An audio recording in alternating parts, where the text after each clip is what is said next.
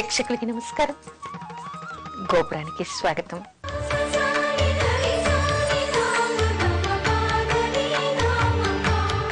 ఋతు సమయంలో చేసిన దోషాలకి పరిహారాలు ఉన్నాయా?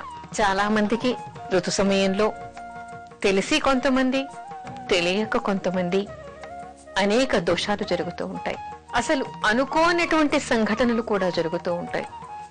ఒక్కోసారి దేవాలయంలోకి వెళ్ళటం జరుగుతుంది, అనుకోకుండా ఋతు దర్శనం, రజోదర్శనం జరుగుతుంది. వెంటనే గభాన్ని బయటికి వచ్చేస్తారు, కానీ చాలా పశ్చాత్తాపడుతూ ఉంటారు. ఇది అనుకోని సమయమే, ఎన్నో జాగ్రత్తలు పడ్డానే, ఇది నాకు సమయం కాదే, అయినా ఇలా జరిగిందేమిటి, గుళ్ళో ఇలా జరిగిందేమిటి అని చాలా బాధపడి కన్నీళ్లు కారుస్తూ ఉంటారు. అలాంటి వాళ్ళకి ఇక్కడ మనం చెప్పుకోవాల్సింది ఏమిటంటే, అనుకోకుండా అంటే తెలియకుండా జరిగినటువంటి సంఘటనలకి ఎవరు బాధ్యులు కారు. మామూలుగా ఏమిటంటే, ఎవరైనా కూడా దేవాలయానికి వెడుతున్నారు అంటే ముందుగానే జాగ్రత్తలు తీసుకోవాలి. అలాంటి అనుమానాలు ఉండి ఇప్పుడు మనకి ఆ రజోదర్శనం అవుతుంది, ఋతుక్రమం వస్తుంది అని అనుకుంటే అలాంటప్పుడు గుడికి వెళ్లకుండా ఉండడం మంచిది. కానీ ఎన్ని జాగ్రత్తలు తీసుకున్నా కూడా ఒక్కోసారి అనుకోనటువంటి సంఘటనలు జరుగుతూ ఉంటాయి. పూజాధికారులు నిర్వహిస్తూ ఉన్నప్పుడు, యజ్ఞయాగాది క్రతువులు జరుపుతూ ఉన్నప్పుడు, కళ్యాణాలు చేస్తూ ఉన్నప్పుడు ఇలాంటి సందర్భాల్లో అనుకోకుండా కొన్ని సంఘటనలు జరుగుతూ ఉంటాయి. అప్పటికప్పుడు బయటికి వచ్చేసినా కూడా పశ్చాత్తాపడుతూ ఉంటారు, గుళ్ళో ఇలా జరిగింది ఏమిటా అని. అయితే వాళ్ళకి చెప్పేది ఏమిటంటే, మామూలుగా ఏమిటంటే అమ్మవారి దగ్గర ముఖ్యంగా శ్యామలాదేవి అని ఉంటుందిట.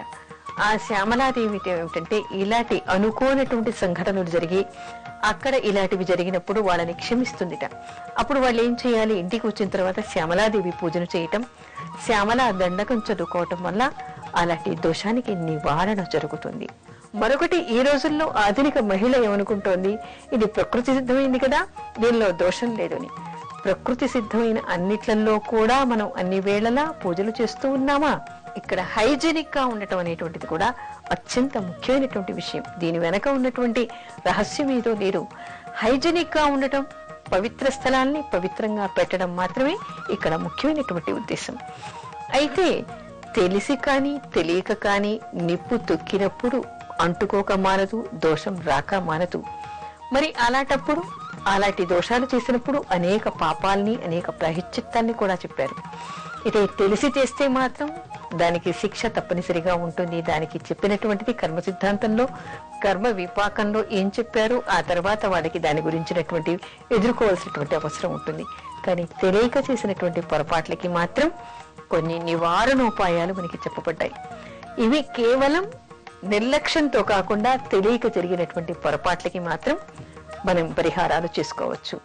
ఆ పరిహారాలు ఏమిటంటే, ఇందాక చెప్పుకున్నట్టు అనుకోని సంఘటనలకి జరిగినప్పుడు, గుళ్ళో జరిగినప్పుడు అక్కడ శ్యామలా దండకం చదువుకోవడం, శ్యామలాదేవి వీడని క్షమిస్తుంది అంటారు. ఇక కొన్ని పొరపాట్లే జరిగాయి, తప్పనిసరి పరిస్థితిలో పొరపాట్లు జరిగాయి, ఆ తర్వాత తెలిసి బాధపడ్డారు అంటే వీరికి 2 వ్రతాలు ఉన్నాయి.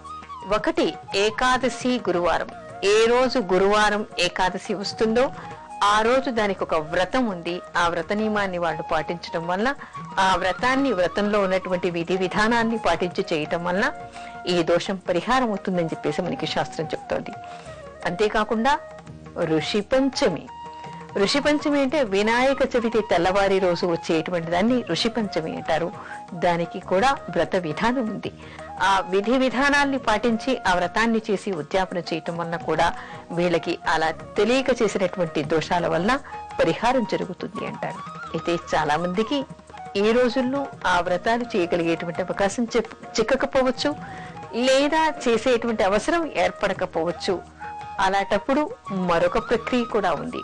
అదేమిటంటే, రామేశ్వరం వెళ్ళినప్పుడు అక్కడ రామేశ్వరానికి దగ్గరగా మనకి రామనాథపురం అనేటువంటి ఊరు కూడా ఉంది.